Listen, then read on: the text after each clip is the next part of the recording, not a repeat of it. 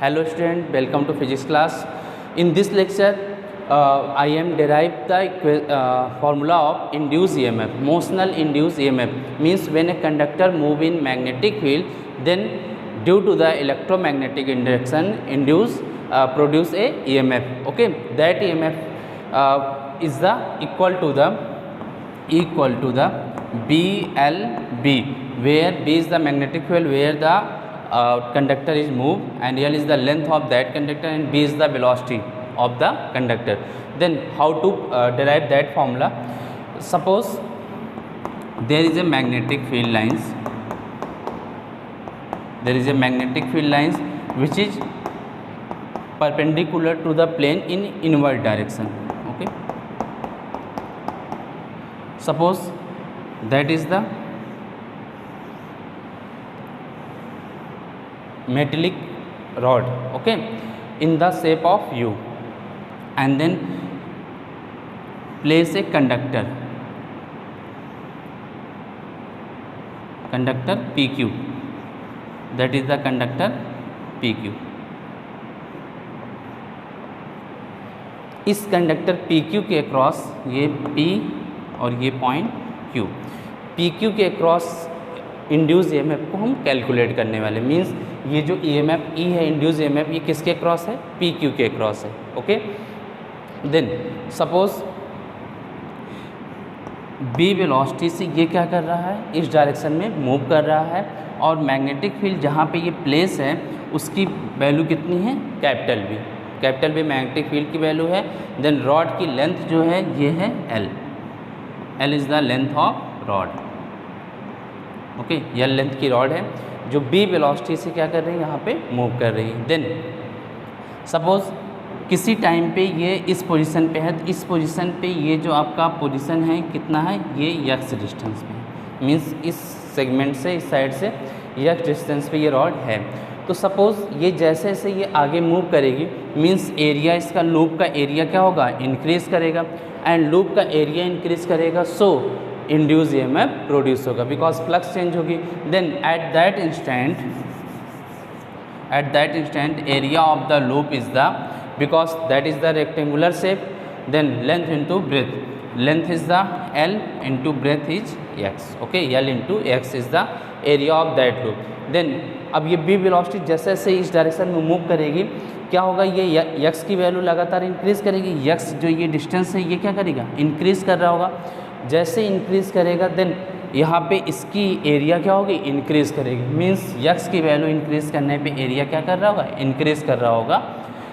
So at that time flux phi equal to BA cos theta. Theta is the 90 degree. Sorry, area vector, because क्या है?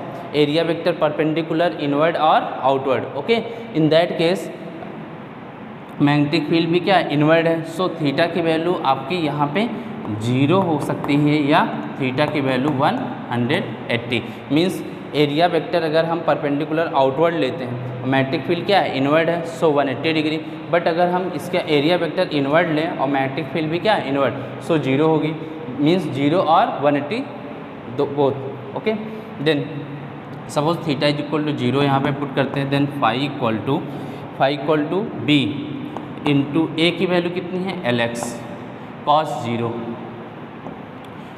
की value 1. Then phi is equal to BLX at any instant phi equal to BLX. Okay, according to the Faraday second law, induced EMF, magnitude of induced EMF is the d phi upon dt, means rate of change of flux is equal to the magnitude of induced EMF.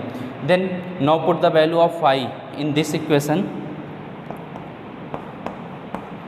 equal to d BLX, okay, upon dt. In whole motion, ये क्या हो रहा है? पूरे motion में B क्या है? Constant velocity है. ओके, देन B क्या है? कांस्टेंट है. दूसरी चीज़ है L length of the rod is also constant in the when it move. Okay, then B and L is the constant, so induce EMF is equal to BL को हम बाहर कर देंगे डिफ्रेंसिएशन में, जो भी क्वांटिटी क्या है कांस्टेंट है उसको हम बाहर कर देंगे, क्या हो जाता है ये BL।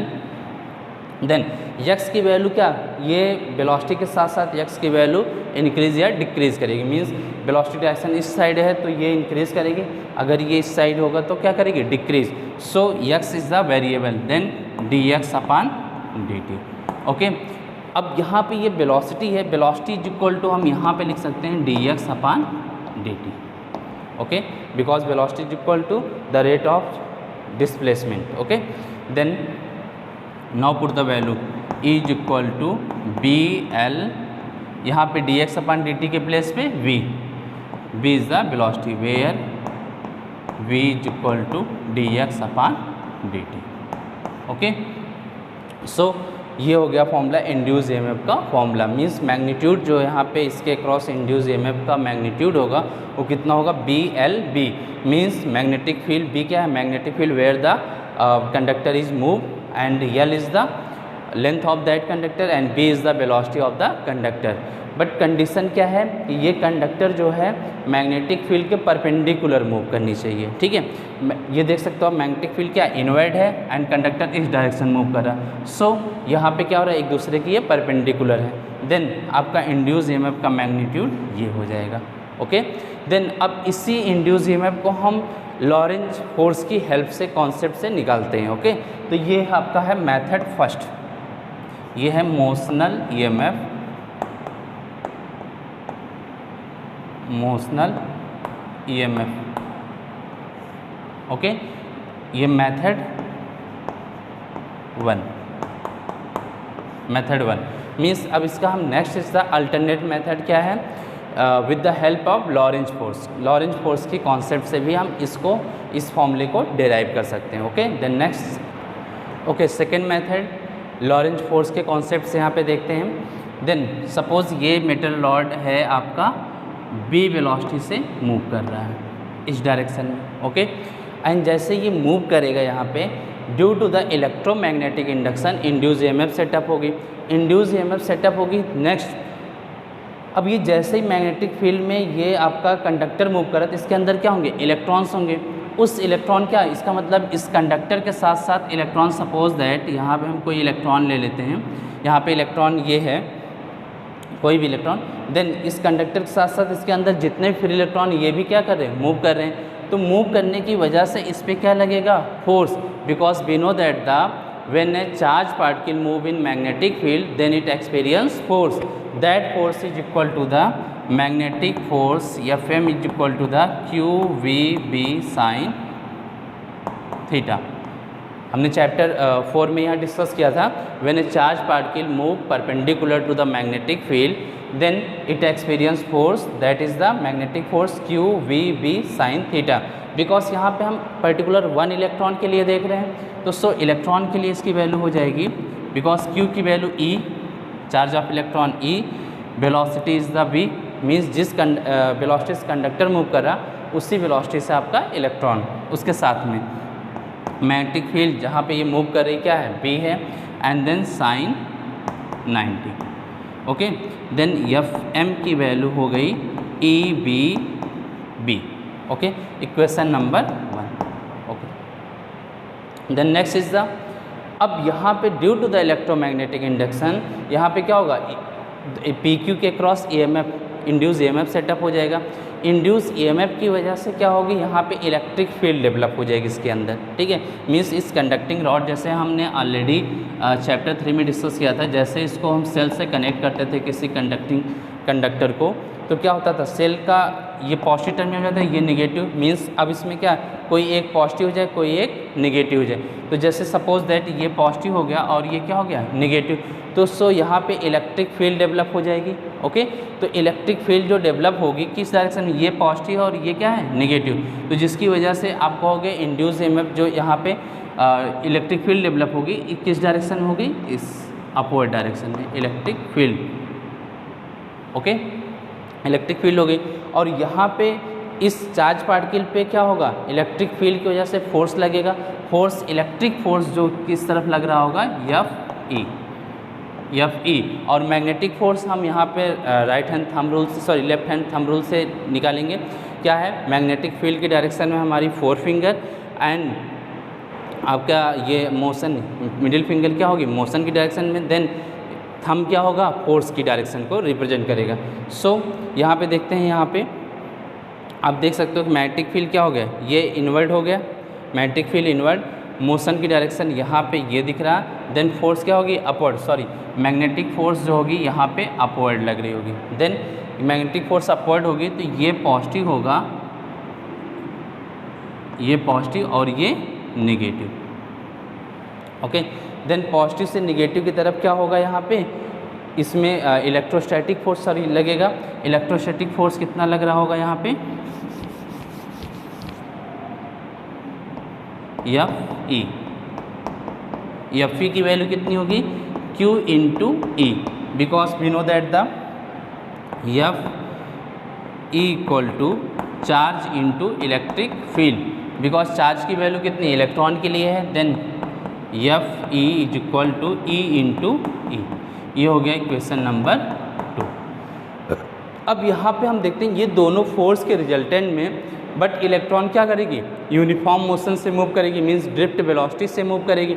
एंड देन जब ये ड्रिफ्ट वेलोसिटी से इसके अंदर ये इलेक्ट्रॉन जब यहाँ पोटेंशियल डिफरेंस होगा, सो इलेक्ट्रॉन क्या करेंगे मूव करेंगे। तो मूव करते कैसे, कांस्टेंट वेलोसिटी से, ठीक है, तभी तो करंट होती है।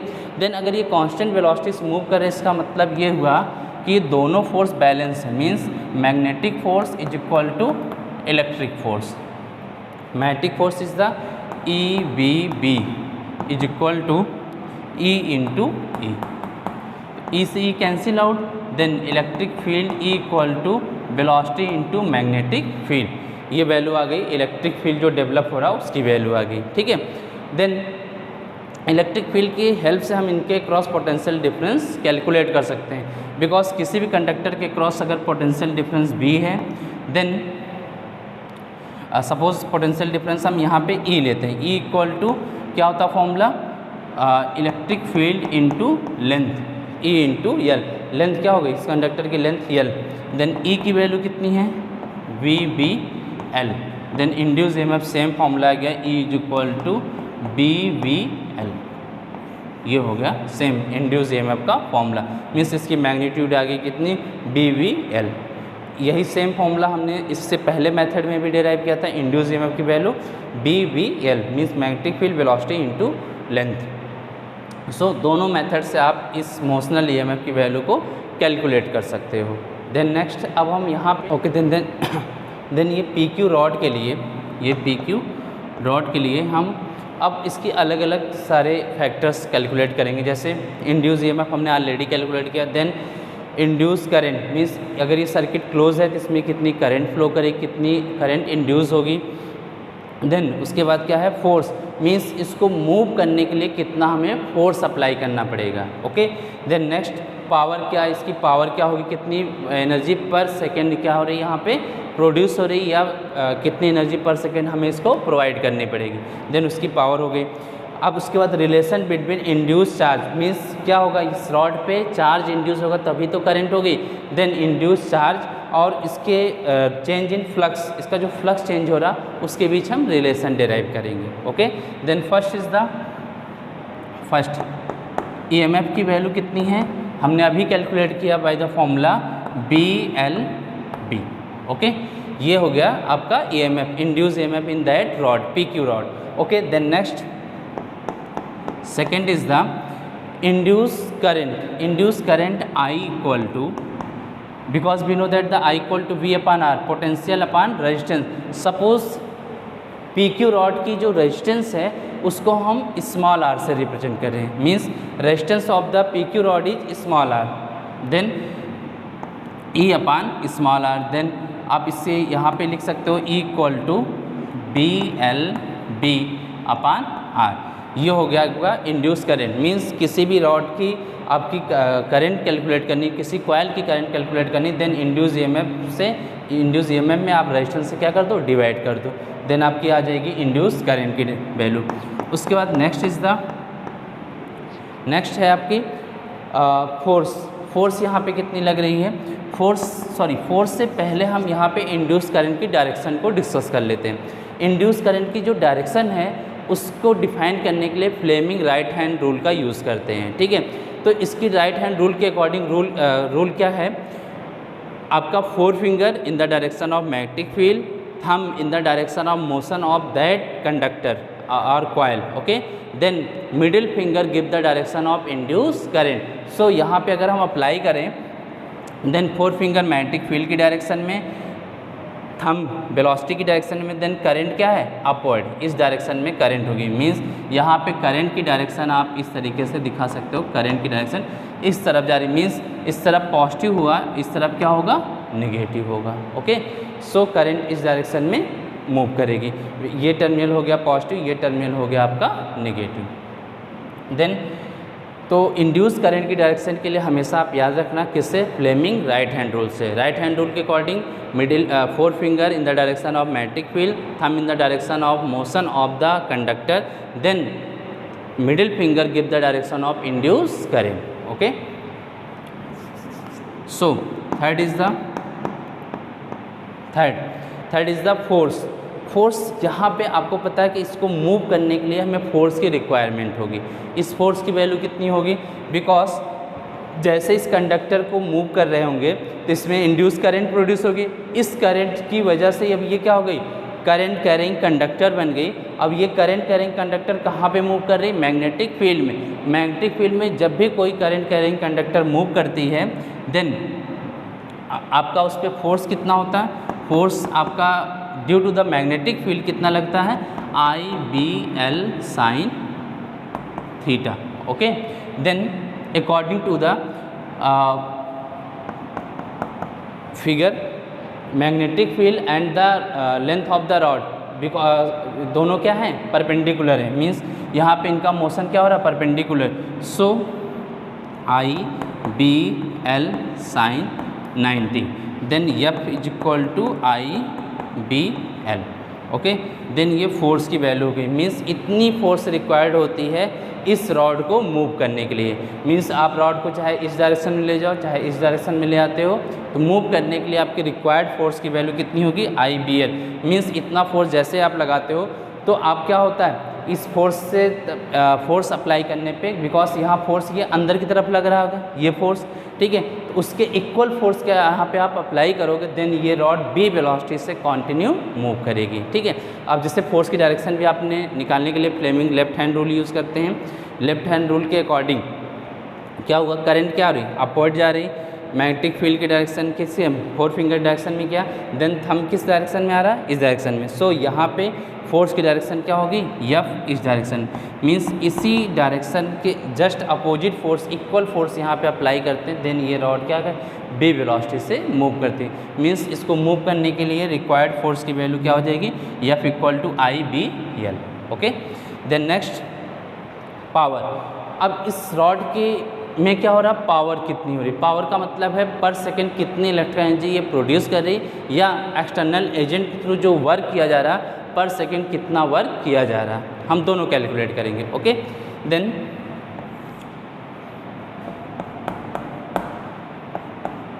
Power of the external agent, external agent का क्या पावर होगी, एक्सटर्नल एजेंट की power.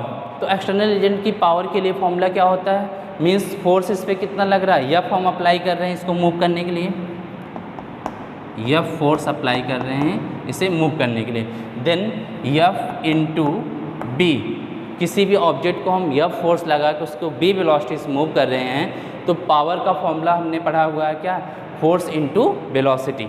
So force into velocity, force की वैल्यू हमने ऑलरेडी फाइंड आउट किया है, IBL, ओके,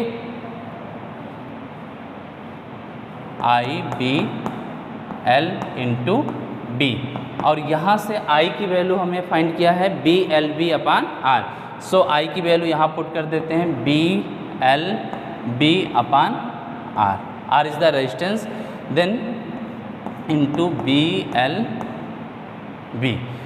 सो अब यहाँ पे मल्टीप्लाई करते हैं तो क्या हो जाएगा, ये B square L square B square upon R, means external agent के थ्रू जो पावर यहाँ पे अप्लाई हो रही है कितनी है, B square L square into B square upon R, R is the resistance. Okay, then अब हम यहाँ पे इसकी करंट के थ्रू पावर, हम इसकी करंट, बिकॉज इसमें करंट फ्लो कर रही है तो इलेक्ट्रिकल एनर्जी की क्या पावर होगी ये अब कैलकुलेट करते हैं। मीन्स इलेक्ट्रिकल एनर्जी की power equal to P equal to we know that the formula I square into R, means current का square into resistance of that conductor और कॉइल।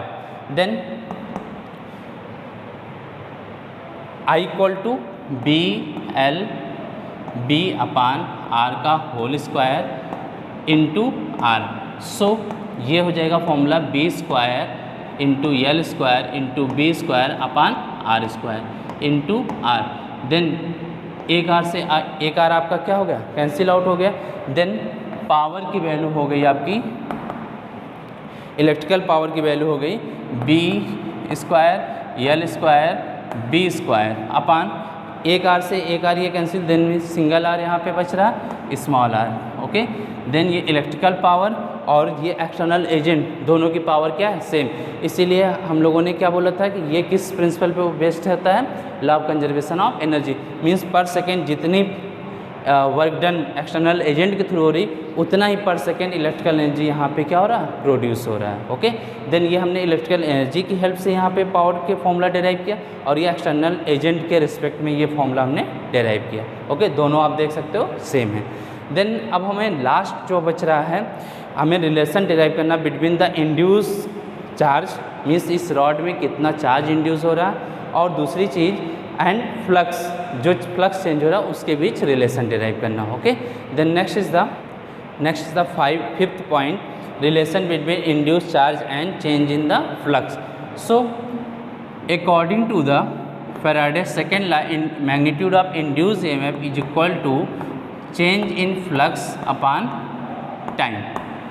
मीन्स ये डेल्टा फाई क्या है, change in flux upon time हो गया।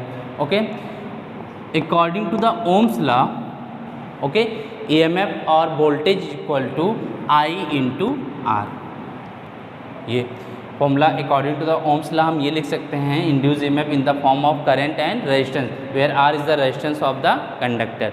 Then ये हो गया R. Because I equal to हमें पता क्या फॉर्मूला होता है, because I equal to we know that the formula I equal to, I क्या है, rate of flow of charge, means delta Q by delta T. Means delta T time में charge अगर delta Q induce हो रहा है, then I की value क्या होगी, I equal to delta Q by delta T. Now put the value, then E is equal to delta Q by delta T into R. That is the equation second and that is the first. From the equation first and second, both are represented induced EMF. That induced EMF in the term of change in flux, the rate of change of flux, and that induced EMF in the term of induced charge, time and resistance. So, by the equation first and second, by the equation first and second क्या लिख सकते हैं हम, because left hand side क्या है same, then right hand side भी क्या होगा सेम।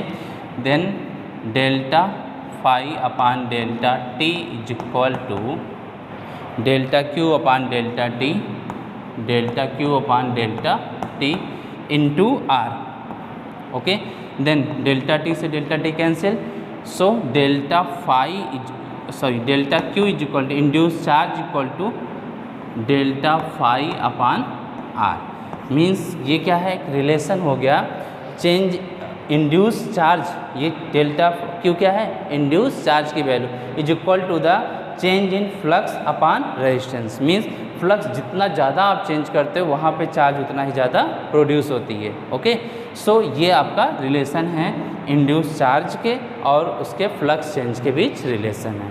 सो ये आपका पूरा ओवरऑल टॉपिक कंप्लीट। देन हमने सारे पॉइंट्स डिस्कस किया। मीन्स जब भी रॉड मूव कर रही है, मीन्स इलेक्ट्रोमैग्नेटिक इंडक्शन केस में चाहे जिस भी केस में आप ये फॉर्मूला यूज़ कर सकते हो।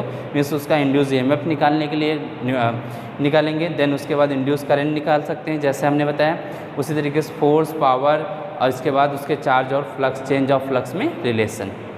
देन अब हम यहाँ पे जैसे इंड्यूस मोशनल ईएमएफ निकालने के लिए हमने दो मेथड बताया, दोनों में से आप कोई भी मेथड यूज़ कर सकते हो जो भी आपको आसान लगे। ओके, देन अब हम नेक्स्ट जो टॉपिक डिस्कस करने जा रहे हैं, मीन्स अभी ये रॉड क्या हो रही है, स्ट्रेट मूव कर रही है, मीन्स लीनियर मोशन कर रही है, बट अब ये क्या करे, रोटेशनल मोशन करे, तो किस तरीके से यहाँ पे इंड्यूस ईएमएफ प्रोड्यूस होगा, इस चीज़ को हम डिस्कस करते हैं।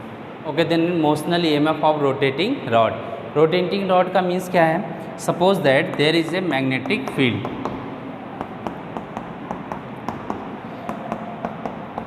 which is perpendicular to the paper plane in inward direction। ठीक, suppose that is the rod,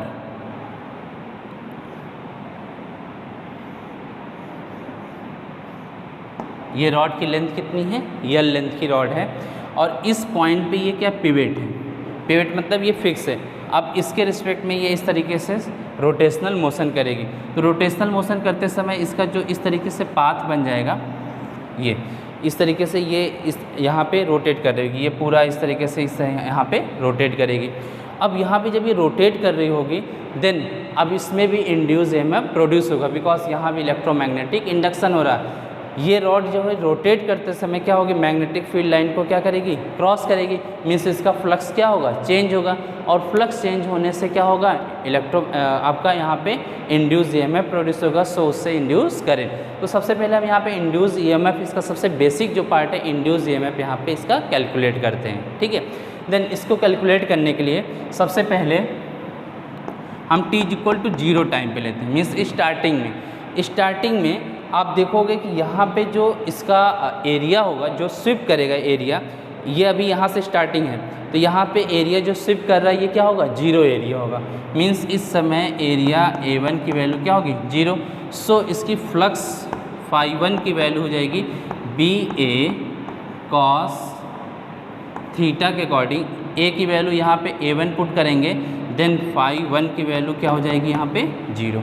okay, then next अब हम क्या करते हैं यहाँ पे कि ये पूरा एक राउंड अगर कंप्लीट करती है तो उस एक राउंड में कितना एरिया स्विप करेगी, मीन्स कितना एरिया ये कवर करेगी पूरे एक राउंड में। तो कंप्लीट राउंड में ये पूरा T2 की वैल्यू उस समय टाइम क्या हो चुका होगा, कैपिटल T, मीन्स पूरा एक राउंड कंप्लीट करने में जो टाइम लगता है उससे हम बोलते हैं time period. Okay, rotational motion में कोई भी ऑब्जेक्ट सर्कुलर मोशन कर रही है या कोई भी आपका रोटेशनल मोशन कर रही है, तो पूरा एक राउंड कंप्लीट करने में जितना भी टाइम लगता है उससे क्या बोलते हैं हम लोग, time period of that object.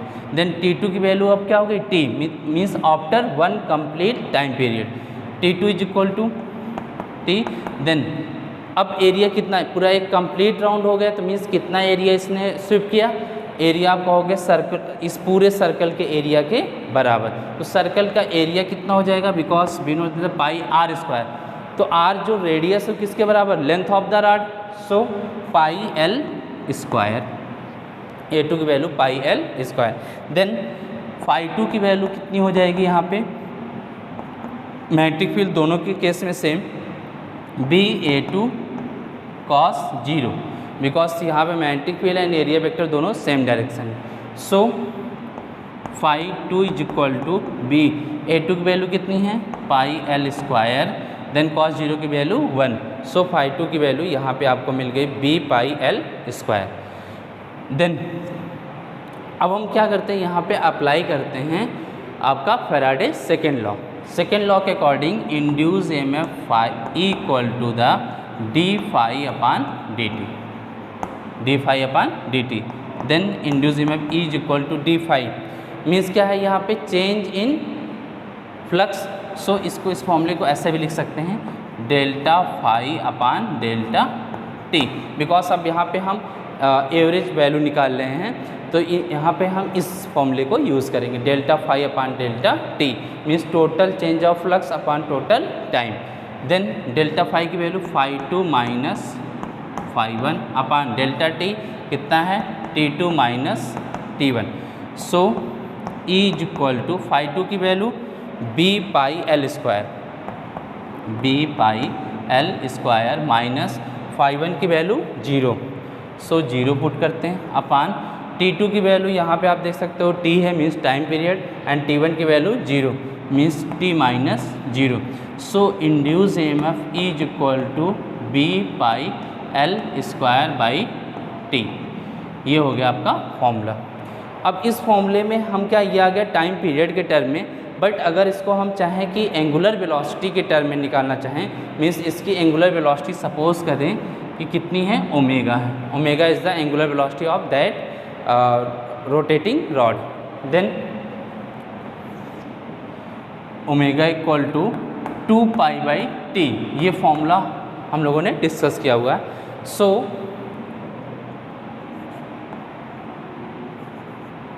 Then T is equal to 2 pi by omega. Means T की वैल्यू हम क्या पुट कर सकते हैं, 2 पाई बाई ओमेगा. सो ये वैल्यू यहाँ पे हम पुट कर देते हैं. जैसे ये वैल्यू पुट करते हैं then induce EMF is equal to B pi L square by T की value 2 pi by omega. So omega की वैल्यू क्या, ओमेगा ऊपर जाता है, then B pi L square omega by 2 pi. So pi से pi cancel.